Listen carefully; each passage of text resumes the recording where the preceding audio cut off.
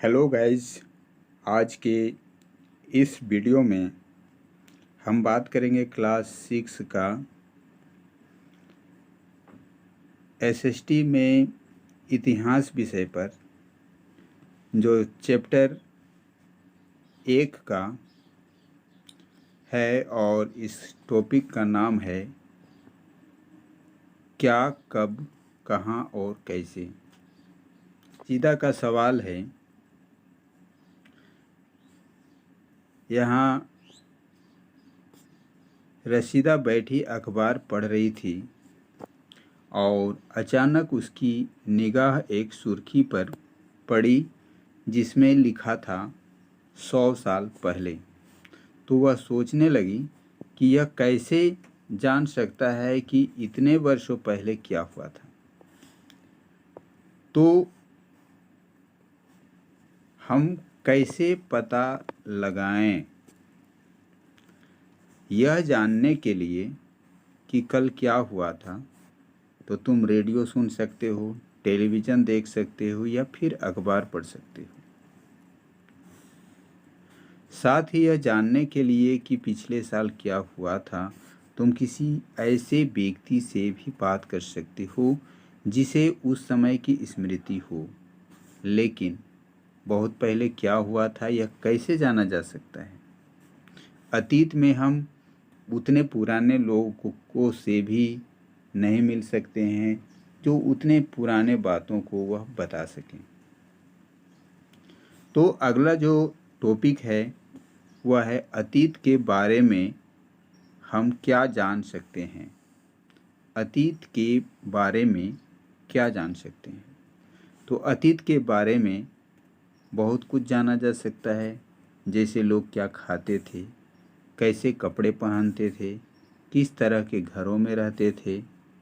हम आखेटकों या शिकारियों, पशुपालकों, कृषकों, शासकों, व्यापारियों, पुरोहितों, शिल्पकारों, कलाकारों, संगीतकारों या फिर वैज्ञानिकों के बारे में जानकारी हासिल कर सकते हैं।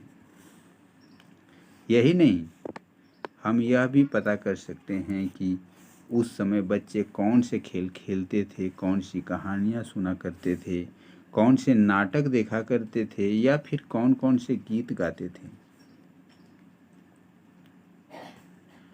लोग कहाँ रहते थे? तो मानचित्र 1 पृष्ठ संख्या 2 में नर्मदा नदी का पता लगाओ।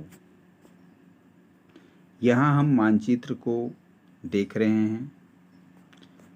तो कई लाख वर्ष पहले से लोग इस नदी तट पर रह रहे हैं।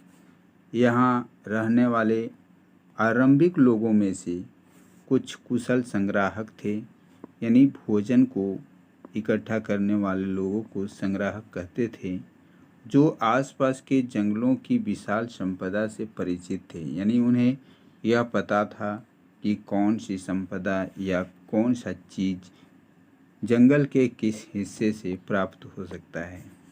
अपने भोजन के लिए वे जड़ों, फलों तथा जंगल के अन्य उत्पादों का यहीं से संग्रह किया करते थे, जमा किया करते थे, खोजते थे।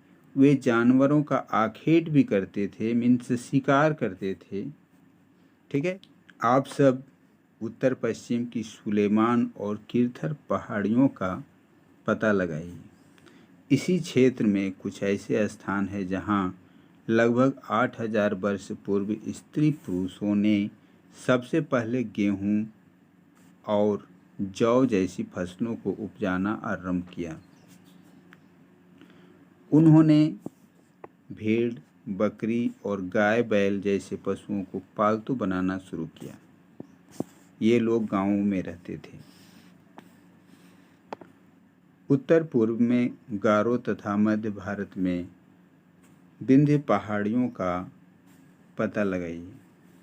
ये कुछ ऐसे स्थान या ऐसे क्षेत्र थे जहाँ कृषि का विकास हुआ, जहाँ सबसे पहले चावल उपजाया गया।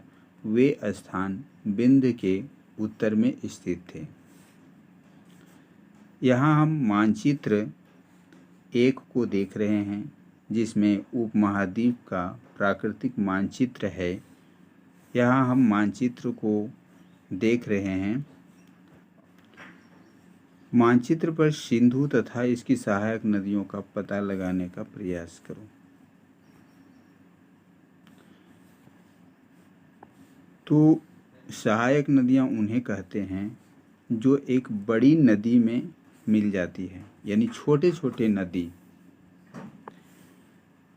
जैसे मेन नदी होता है, उसमें बहुत सारी छोटी छोटी नदियाँ आ कर के मिल जाती है बड़ी नदी में, तो उसको कहा जाता है, ये छोटी छोटी नदियों को सहायक नदी कहते हैं।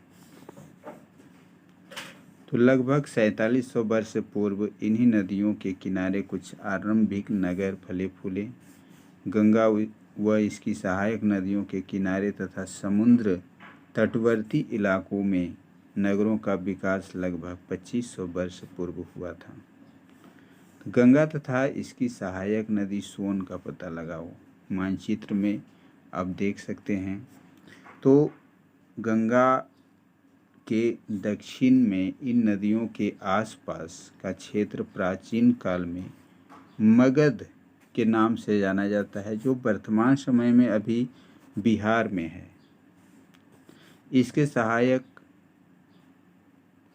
इसके शासक बहुत शक्तिशाली थे और उन्होंने एक विशाल राज्य स्थापित किया था।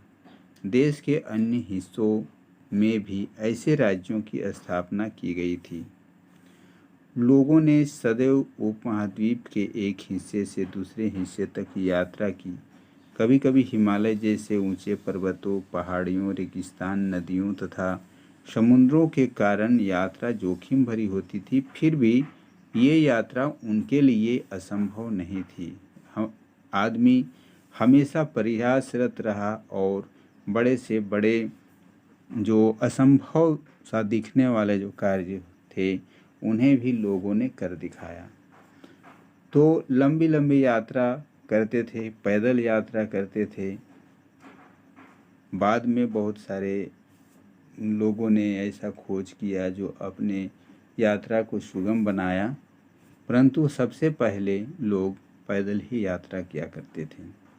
तो अतः कभी लोग काम की तलाश में एक जगह से दूसरे जगह जाते थे, तो कभी प्राकृतिक आपदाओं के कारण एक स्थान से दूसरे स्थान उन्हें जाना पड़ता था। कभी कभी सेनाएं एक दूसरे क्षेत्र पर विजय हासिल करने के लिए जाती थी। इसके अतिरिक्त व्यापारी कभी काफिले में तो कभी जहाज़ों में अपने साथ मूल्यवान वस्तुएं लेकर एक स्थान से दूसरे स्थान जाते रहते थे।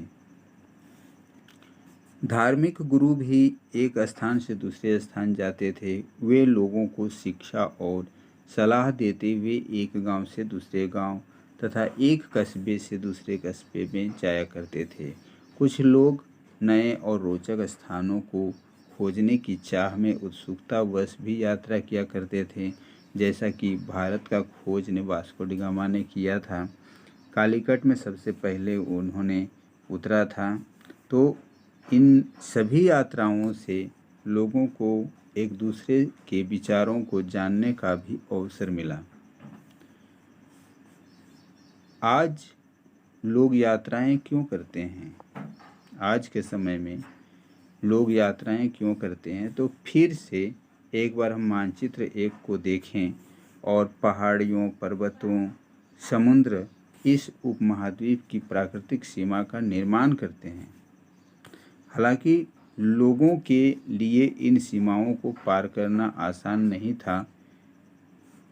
जिन्होंने ऐसा चाहा वे ऐसा कर सके। वे पर्वतों की ऊंचाइयों को छू सके तथा गहरे समुद्रों को पार कर सके। उपमहाद्वीप के बाहर से भी कुछ लोग यहाँ आए और यहीं पर आकर बस गए। लोगों के इस आवागमन ने हमारी सांस्कृतिक परंपराओं को समृद्ध बनाया।